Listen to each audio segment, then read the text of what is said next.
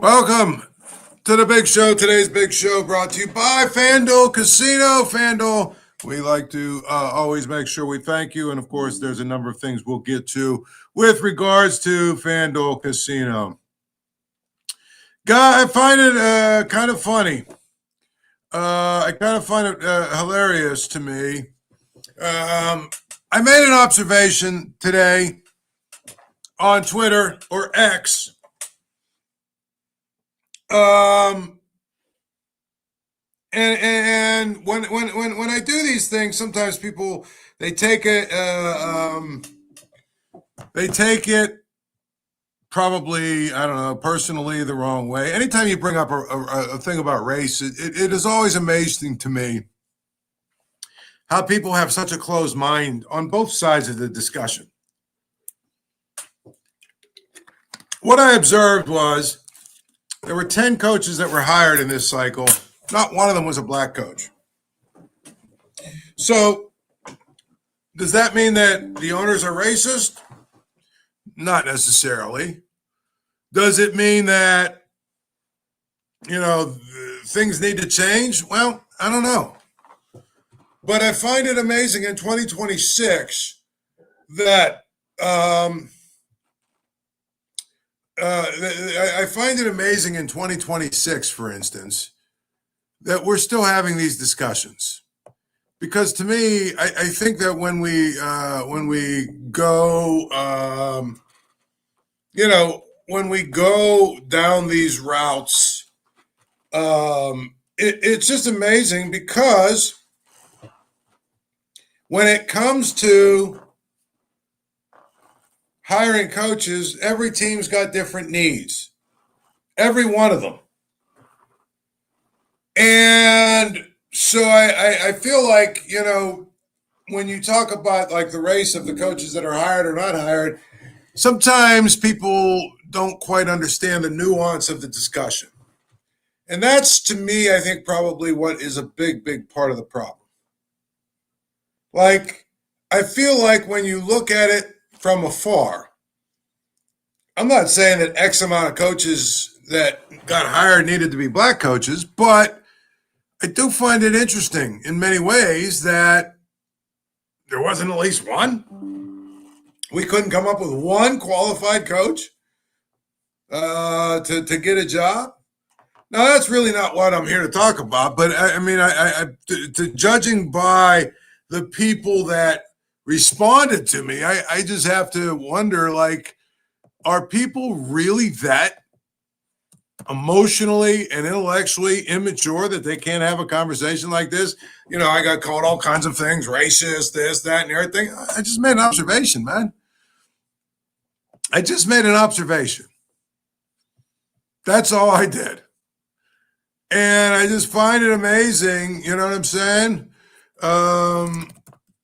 It's one of those things where I just look at it and say, why do people get so defensive about these things? Why do they get so defensive anytime, we sit here and have these discussions and they can't have a real legitimate discussion? It's somewhere in between. It's somewhere in between. Listen, they probably need to do better. But by the same token, maybe, you know what? Maybe they all hired the right guy. But I don't want to hear, I don't want to hear, this idea that, it's one of these things where, these guys that got hired are all, much more qualified than, the guys that didn't get hired, because I think that's basically a bunch of BS, if you ask me. There's reasons why certain guys got hired and certain guys didn't, but to me, I don't want to hear about qualifications. I just don't, because it's just, to me, crazy. It's ridiculous. You know what I mean? And so I just feel like it's just a discussion that we need to have, but we can't have it because we're not grown-ups anymore. That's that's where I'm at with the whole thing. And I just feel like that's where we're at. Now, sooner or later, we'll be able to have that discussion, but right now we can't because we're not grown-ups. We're not grown up enough to handle that kind of discussion. We're not to a point where we feel like we're comfortable having that conversation. But when I see things like Jeff Hafley and Klint Kubiak and Mike LaFleur and Joe Brady getting jobs, and then I hear, well, all these other guys, oh, well, that's all these other guys you're talking about, they're not qualified. I'm like, what makes those guys qualified that I just read off? Now then, here's what I think is a more interesting discussion. There were 10 guys hired, okay? And just like when there's a draft, everyone wants to give grades immediately after the draft. Well, you can't really do that, can you? Because you don't know how it's going to turn out. And that's where, this whole situation is. You don't know how it's going to turn out, I mean, we have a kind of an idea of who's a good coach and who's not, but we don't know if it's going to work or if it's not going to work. But you look at the way that the process goes, and you try and figure out, okay, who made a good hire and who didn't make a good hire. And I'll give you a great example, okay? Robert Saleh. Robert Saleh is hired by the Titans. Now, he's obviously a very, very, very good defensive coordinator. He obviously is very good. He's been a good coach in the league for a lot of years. But then he went and took the Jets job. He is basically a guy who I think that is basically a pretty good football coach. It seems like he's a pretty good communicator. And the bottom line is he went to the Jets organization for his first job. And I've said this many times. A lot of times, your success as a coach in the NFL, your success and your failure really comes down to who your first job is or where your first job was. And I think if you look at a guy, for instance, like Mike Tomlin, and I've said this many times, Mike Tomlin took a job with the Steelers. He got a job at a place where the team was already built. They had just won a Super Bowl a couple years earlier, and it was pretty much the same team that he inherited. 19 years later, he's lauded as one of the better coaches in the NFL and NFL history, actually. Right? So you go from there. You go from there. The second thing you do, okay, is you say, what if Mike Tomlin had gotten hired by the Jets? What would his career look like? How long would it have been before he got fired? Because all the Jets coaches seem to get fired. Even ones that have a little bit of success, like Rex Ryan, they get fired. So my point is, sometimes you get a job, right? And it's just a job that's so hard to win. You don't have a chance. And that's why when you look at Robert Saleh, there's a lot of people who probably say, well, he was 20-36 with the Jets. Therefore, he's not a good head coach. I don't know why they hired him. We'll see. Time will tell. But I'm looking at the list of guys that got hired, okay? Let's go down the list of guys, and then I'm going to tell you where I think Mike McCarthy ranks. The Cardinals were the last team to hire a guy. The Cardinals seem to be, along with the Raiders, the two jobs that nobody wanted. Cardinals decided that they were going to go out and go get their offensive coordinator from the Rams, Mike LaFleur, whose brother obviously is the Green Bay coach. But the thing is, if you look at Mike LaFleur's resume, Okay, he's Sean McVay's offensive coordinator. But the bottom line is, if you're Sean McVay's offensive coordinator, Sean McVay called the plays. Right? Sean McVay was the offensive coordinator. You were the offensive coordinator in name only. It's almost like the Cardinals got to the end and just kind of pulled a name out of the hat. The Bills. They fired Sean McDermott. Okay?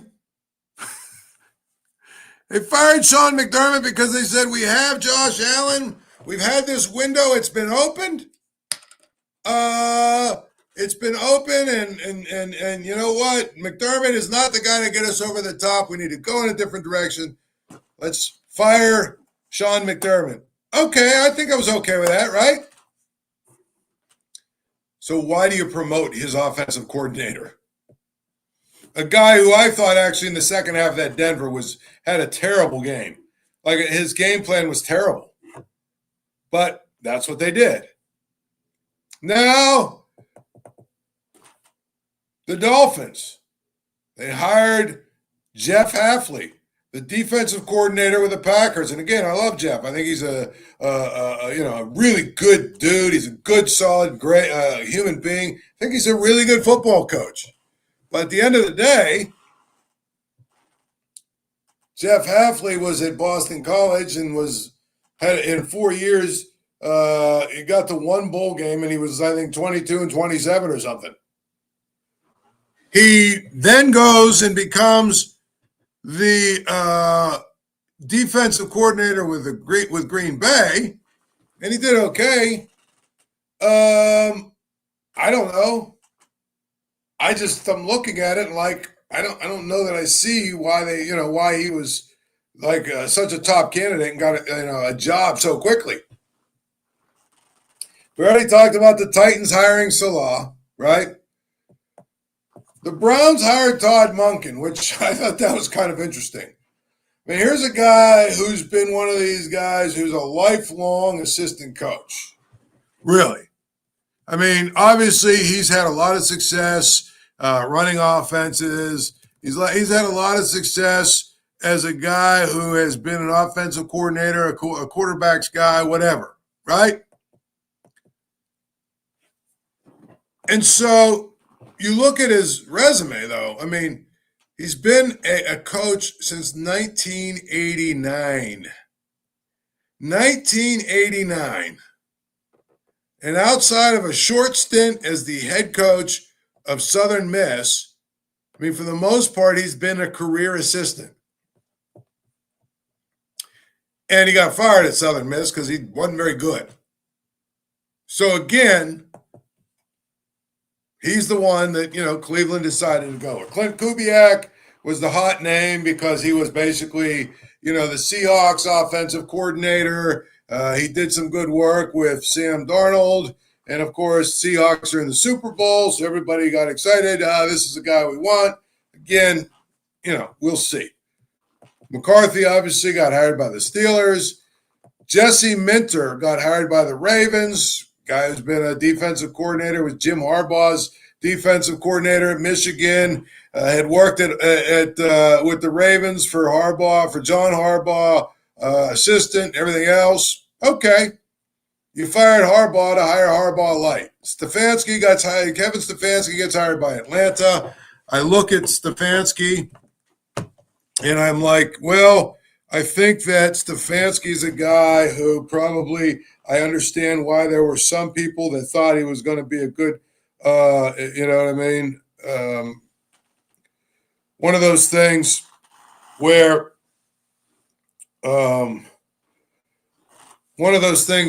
I just look at it and say, I can't understand it. I really can't. Can't understand why Jesse Minter got to the top of the list. And, of course, John Harbaugh. Period. So, I don't know. I'm just in one of these things where I feel like I look at the hires. And everybody is lauding the hire of John Harbaugh as the best hire of the cycle. I think that John Harbaugh being hired by the Giants is a great fit. I think he has a chance to be really good. But I also think if you look at it, John Harbaugh, when he was with the Ravens, it wasn't exactly the last few years. People weren't exactly happy with him, and they weren't exactly happy with what he was doing. So I think when you look at John Harbaugh, I think it'll work with the Ravens. With the Giants, I think he'll do a good job of getting the Giants organized and getting them to a point where they, they're better than they were and all that other good stuff. But, I don't know that he takes them all the way to the Super Bowl. But I would rank that the Giants getting John Harbaugh is probably the best, the best situation that is out there. Now then, there's a lot of people that are excited about Stefanski with the Falcons. I just think that the guy he was 8-26 in his last 34 games. Not excited about that. To me, Mike McCarthy at least has a Super Bowl. So I would rank, McCarthy, the Steelers getting McCarthy over the Falcons getting Stefanski. Jesse Minter, again, I don't know that I can get that excited about it. He's a career assistant guy, assistant to the guy that they just fired. He seems like he's a pretty good coach. Seems like he's pretty smart. I don't know. I think there were better options than Jesse Minter, so I'm going to go with McCarthy over Minter too. So far, I have Harbaugh is the only hire I think is better than McCarthy.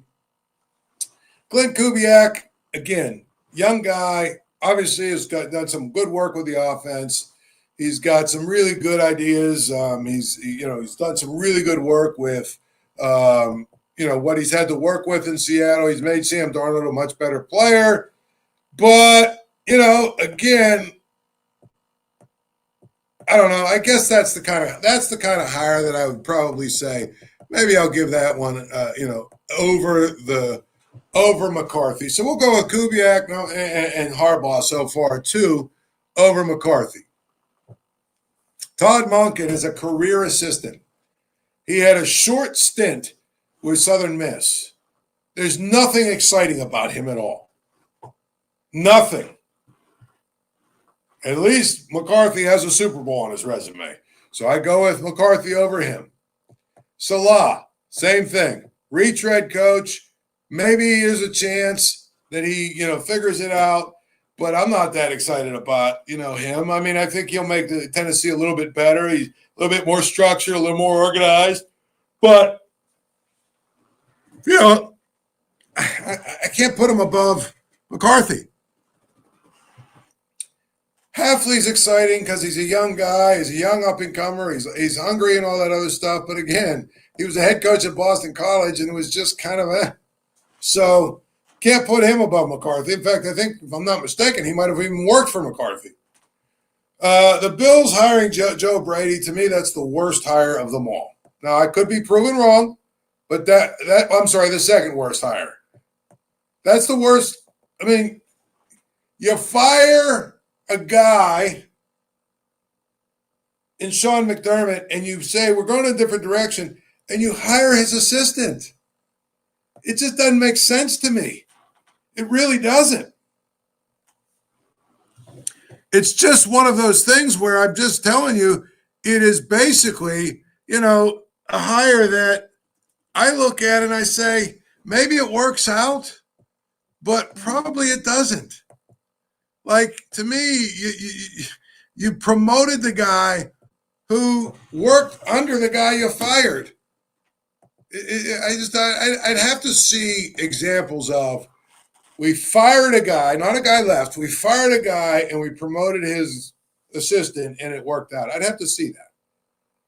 Mike LaFleur, to me, is the one that's the biggest head scratcher. But again, it's the Arizona Cardinals, and desperate times come with desperate measures, don't they? Cardinals really hadn't much of a choice. Mike LaFleur, I don't know that anybody else interviewed him, right? I don't know that anybody else even interviewed Mike LaFleur. Everyone wanted to talk to Chris Shula. who was the defensive coordinator of the Rams. But if you look at it, I mean, Mike LaFleur, he wasn't a very good offensive coordinator with the Jets. He wasn't very good at that job.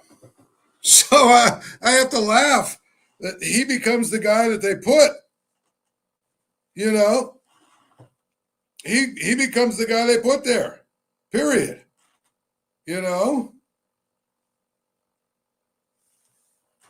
I just think that it's one of those things where I really, really have to look at it and say, if you're going to be honest, if you're going to be brutally honest, okay? If you're going to be brutally honest, that you are basically looking at all of the hires of all these coaches. I mean, the Steelers probably did better than maybe all the 10 teams except for maybe 2. If you want to tell me Kubiak makes you excited because of, his work with Darnold and Seattle, okay. Okay. Obviously John Harbaugh has a really nice resume and, is probably a perfect fit there. But all these people that are going goo-goo and gaga about Jesse Minter and Kevin Stefanski, I don't get it, man. I don't get it at all, actually. I wish I did, but I don't. I think it's nonsense. Period. Mike McCarthy, for whatever you think about him, Mike McCarthy to me is just a guy who really is a guy who I think probably deserves a little bit more credit. I'm not saying I'm in love with a hire, but I look at the hire and I say, you know what?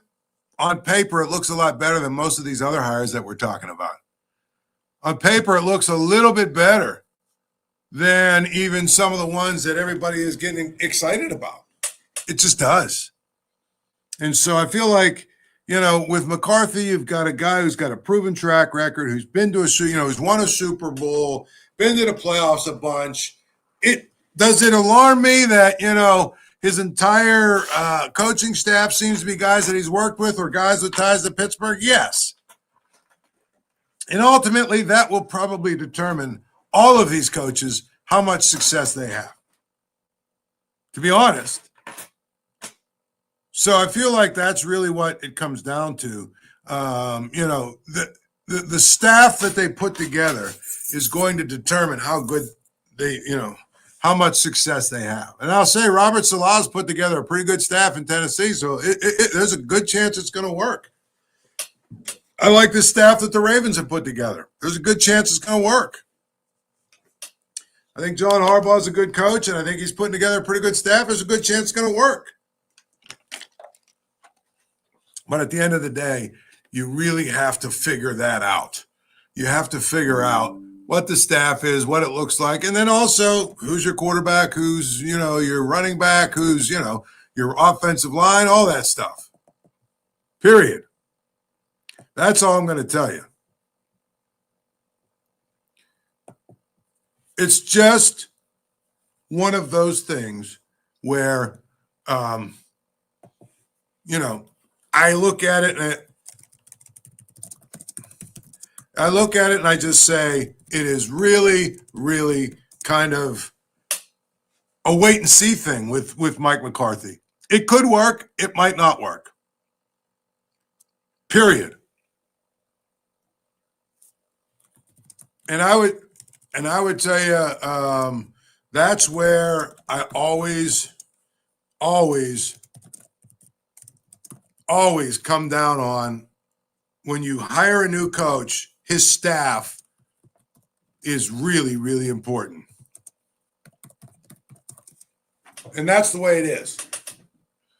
We're going to continue talking about the staff. I think they're going to hire some guys over the next day or two, so we'll be able to start talking about the staff. We'll be able to talk a little bit more about a lot of different things that are going on with the Steelers. We'll obviously start to look ahead at the Super Bowl, and we'll start to figure out, what it is that we are doing when it comes to the end of the NFL season. Until then, enjoy yourself. Thank you for checking out this content from Post-Gazette Sports. If you watch this video on YouTube, please like the video and subscribe to our channel. For all of the sports coverage the Post-Gazette has to offer, visit post-gazette.com.